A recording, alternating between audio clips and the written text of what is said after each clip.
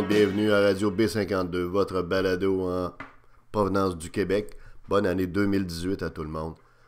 Que tout le monde ait beaucoup de bonheur, de santé et que vos projets se réalisent. On part ça.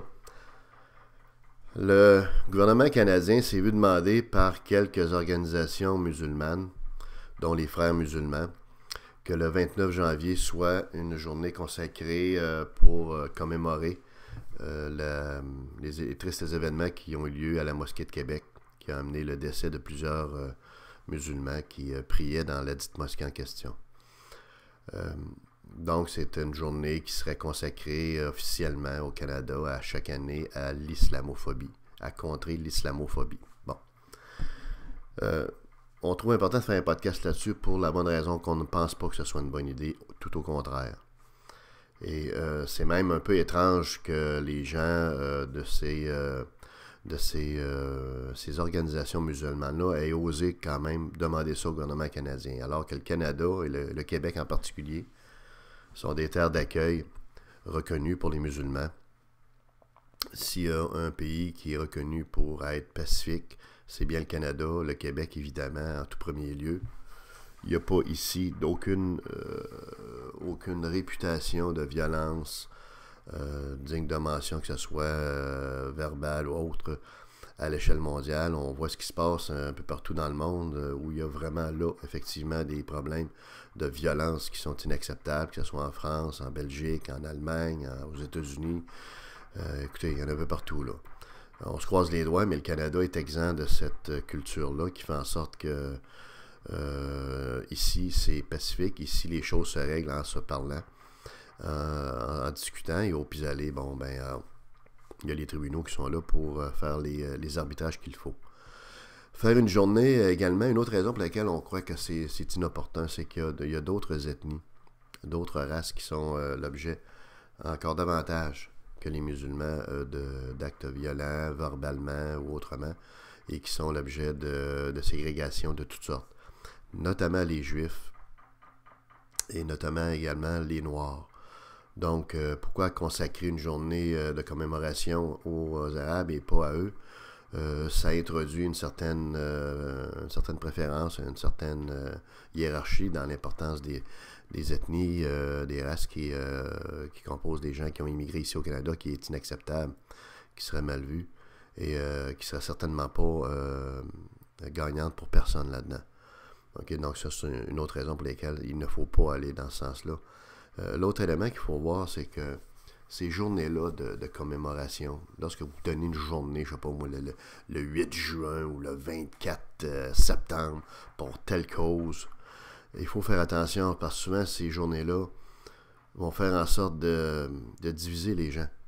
Parce que, à moins que ce soit une cause qui soit unanimement et très majoritairement endossée par le peuple, ce sont des journées qui souvent peuvent amener des discussions vives, peuvent amener malheureusement des oppositions entre des groupes. Il y a une journée pour les femmes qui est dédiée au Canada. Je pense que c'est en décembre. Il y a des journées comme ça pour les hommes. En tout cas, il faut faire attention parce que malheureusement, ça introduit des fois des vives réactions. Parce que tout le monde ne pense pas pareil et c'est la beauté de la démocratie. Alors, il faut faire attention avant de dire, voici, on prend une journée dans l'année qui est consacrée uniquement à cette cause-là et donc à ce point de vue-là, ce qui fait que ça exclut les gens qui n'ont pas cette cause-là à cœur ou qui ne voient pas les choses du même œil que les gens qui ont consacré cette journée-là. Vous voyez le point?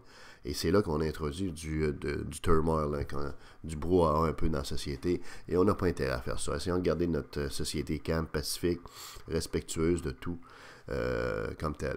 Et le dernier élément qu'on veut mettre en valeur là, par rapport à la demande des musulmans, tout ça, malgré tous les tristes événements qui sont arrivés, comme on le dit, à Québec, et évidemment qu'on ne veut pas jamais se voir répéter, c'est que dans le fond, on dirait qu'à force de vouloir toujours bien traiter nos immigrants, les gens qui viennent vivre ici, on ne se pose jamais des vraies questions comme est-ce que ces gens-là vivent comme nous voulons qu'ils vivent? Est-ce qu'ils endossent nos valeurs, qu'ils endossent nos pratiques?